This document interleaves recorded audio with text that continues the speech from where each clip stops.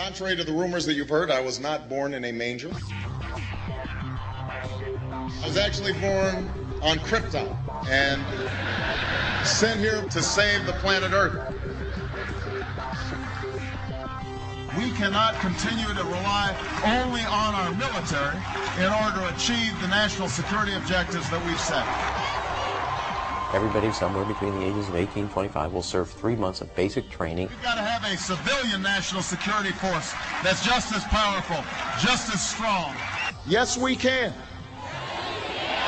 Obama's healthcare plan will include coverage of all essential medical services. Yes, we can. Obama is a cruel hoax. He works for Wall Street. He's an agent of finance capital.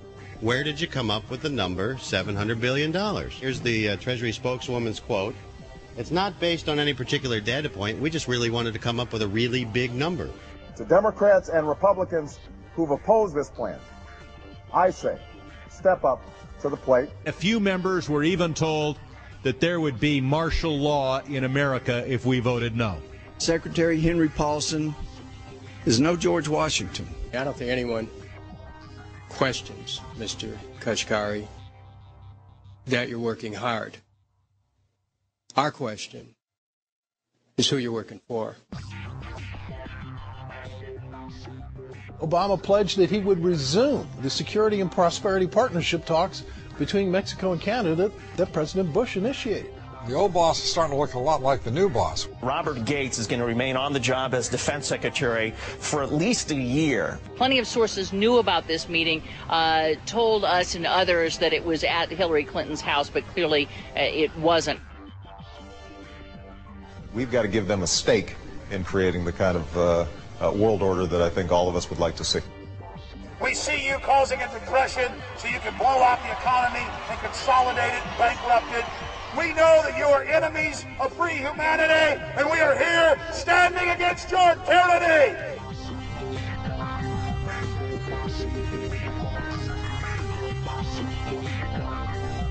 The Obama deception. The truth strikes back.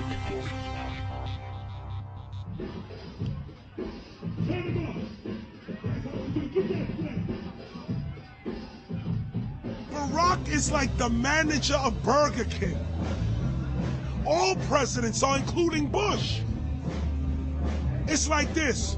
When your fries are cold, if your burger is not done right, you go back to Burger King, America, or your government, and you say, my burger's cold. I want new fries. First, you go to the cashier. That's the courts. You argue to the courts. The courts, if you can't get no justice with the cashier, you say, let me see the manager. I want to go to the Supreme Court. I want to see the president. The manager comes out. Hi, what can I do for you? Now the manager can override the decisions of the cashier, but you never get to see the franchise owner of Burger King. If you really have a problem with your burger, you need to go see the franchise owner. We need to go to the top or to the bottom. We need to go to where the real architecture of government is. And it's not in a president. It's in a global scheme.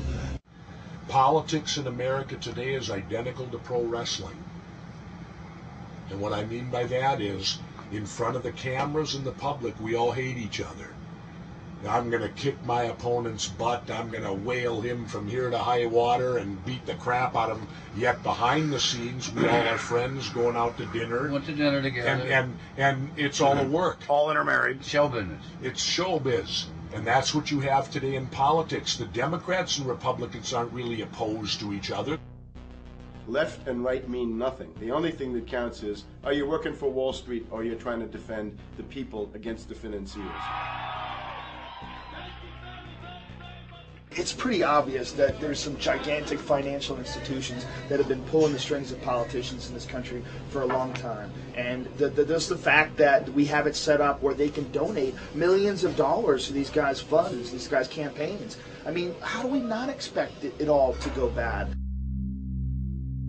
America in 2009 was desperate for change. The past 8 years had been a disaster. Those weapons of mass destruction got to be somewhere. Maybe under here.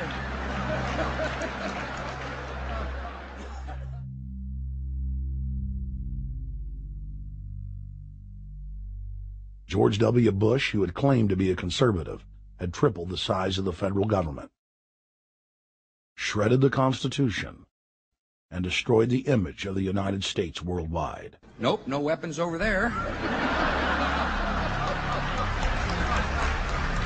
Endless wars, over 1 million dead Iraqis, and more than 5,000 dead U.S. troops. The Patriot Act, warrantless domestic wiretapping and spying, the end of Posse Comitatus, the rise of the treasonous North American Union, a deepening recession sliding towards total economic collapse. These factors and other abuses had the American people in a state of panic for their future and the very existence of the United States. The elite were in trouble. The people were beginning to see through their facade, past their front man, and to the ruling elite behind the throne. For the first time in U.S. history, both parties were universally hated. Congress had a 9% approval rating. The globalist agenda had stalled. And then, onto the scene came a man who promised change. Change we could all believe in. Barack H. Obama promised to end the war and bring our troops home fast.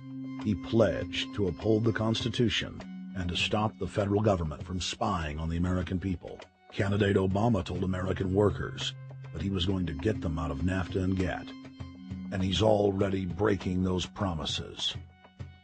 In this film, we will prove that Obama says one thing and does another, and that he works for the very same elite interest that Bush served, the very interest engineering the financial collapse and formation of a dictatorial world government. This film is not about left or right. It is nonpartisan. Our past documentary films are among some of the most damning indictments of George W. Bush and his administration that have ever been made. If humanity has any hope of effecting real change for the better, it will not come from the Madison Avenue false reality makers who have cast Barack Obama as the savior of the world. To alter our course from tyranny to liberty, to defeat the corrupt elite, we must get past the puppets and confront the real power structure of the planet. Now we can see a new world coming into view. A world in which there is the very real prospect of a new world order. Webster Griffin Tarpley is an accomplished geopolitical analyst and historian. Among his scholarly works are the unauthorized biographies of George Herbert Walker Bush and Barack Hussein Obama. Since Bush the elder made his speech at the United Nations back in September of 1990 talking about the New World Order, I think I've become confused about what's actually going on in the world. The New World Order is a more palatable name for the Anglo-American world empire. It's the planetary domination of London, New York, Washington over the rest of the world. It's hard to get people to join that or think they have a part in it if you call it the Anglo-American world empire. If you call it the New World Order, then people in India or someplace like that or the European Union might think, well, there's something in that for us too. But that's not what it is. It's the Anglo-American New World Order. It's really the old world order. It's the British Empire morphing into the American Empire. The U.S.-British world empire is what you're going to get. Combines of powerful men have always battled with each other over the levers of power. Gerald Celente is recognized as one of the world's foremost trends forecasters and is the founder of the Trends Research Institute.